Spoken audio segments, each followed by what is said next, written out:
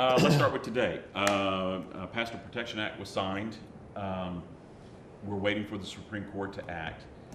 If the Supreme Court strikes down the state law, what strategies have you talked about in regards to where do we go from here? You know, there's not much you can do appeal-wise, but where does the state go from here?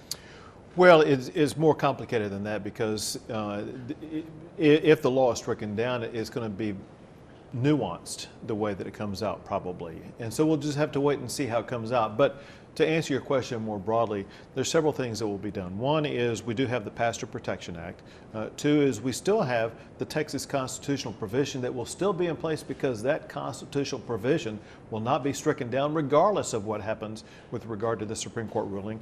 And then third, there is the Religious Freedom Restoration Act that the state of Texas has already used and applied successfully in other instances.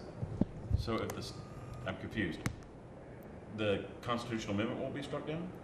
So what does that mean? You know, because the state of Texas is not a part of this lawsuit before the United States Supreme Court, the state of Texas constitutional provision remains in effect unless and until someone effectively strikes down that particular provision.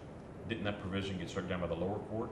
But that's not, that's a different court? Yeah, the Texas constitutional provision has not been stricken down. Okay, all right. I know it's legal really stuff. Convoluted It is convoluted. So, and to be honest, it's much more complex than the way I just explained it. I gave you the cryptic version. So in the short for the layman, when they hear that the state United States Supreme Court legalizes gay marriage, does gay marriages start in Texas in your mind, or is it still on hold? If the Supreme Court decision comes out in a way inconsistent with the Texas Constitution, I anticipate immediate legal action in the state of Texas along several lines. One is a legal action applying the Texas Religious Freedom Restoration Act, as well as legal action applying the Texas constitutional provision. Even if the Supreme Court rules that same-sex marriage is allowed, it doesn't automatically overturn the Texas constitutional provision. Someone will have to go into court seeking to strike down and make inapplicable the Texas constitutional provision. So it's a long way of saying that litigation will continue to ensue regardless of what the Supreme Court rules. Didn't get a chance to ask you. Session just wrapped up. Just on generic, you happy?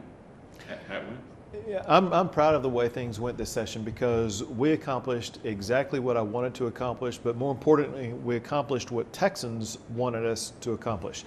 We cut taxes that will stimulate job growth. We're going to be building roads. We've secured the border. We've improved education from early education to higher education. The fact is, the state of Texas is better today than it was before the session began. Touched on one of the main things of the session, that's the border security, $800 million. Mexico has come out and said, we don't like this. What's your take on in regards to making sure that $800 million is spent, and this is a big question right now, is spent the way that you want it to be spent? More important than the dollars spent is what we are seeking to achieve. By adding more law enforcement officers, tools, technology, equipment, we're going to be able to effectively combat the leading cause of this problem. The leading cause of this problem is actually something that the country of Mexico is fighting against, and that is the cartels. It's the cartels who are bringing the people across the border to begin with, often extracting high prices, whether it be in dollars or in human trafficking.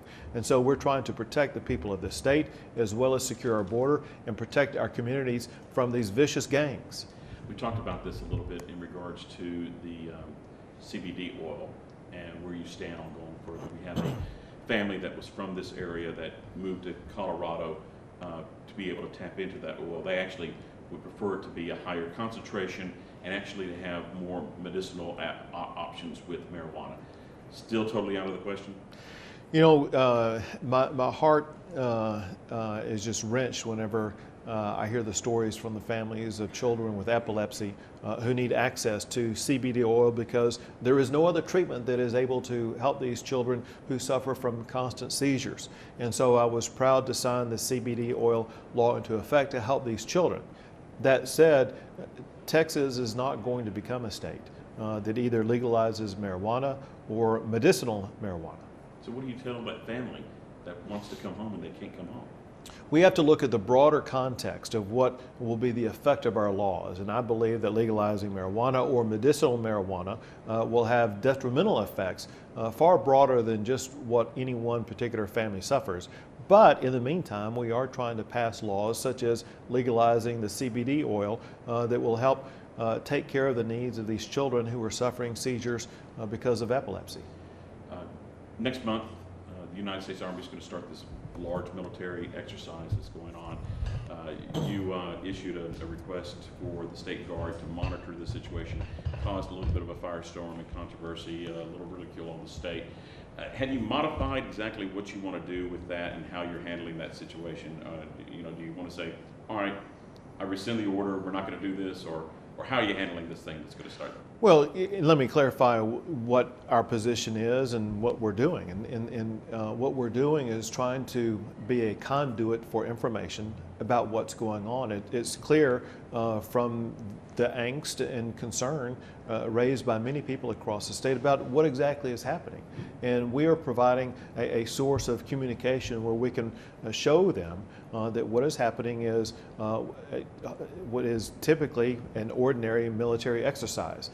There may be reasons why people distrust the federal government or the commander-in-chief, but there is no reason to distrust the United States military who keep our country safe. And I think we will be able to effectively communicate that. So you don't believe that the U.S. Army is invading Texas?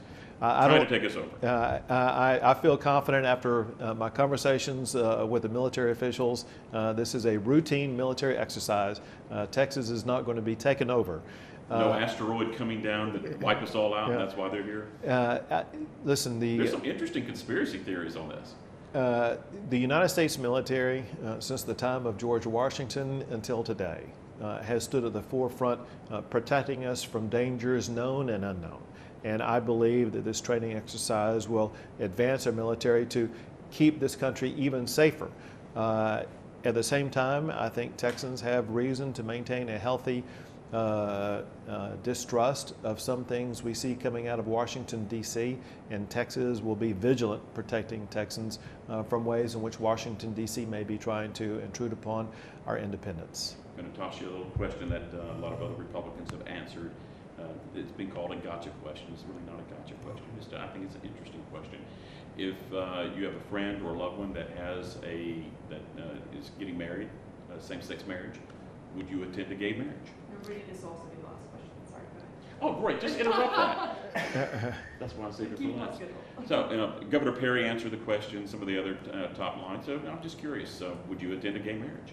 I haven't attended one, and a gay marriage in Texas would be illegal, and so I probably would not attend an illegal event. What about in Massachusetts? I typically don't go to Massachusetts. That's Sure. Good seeing you. You too. And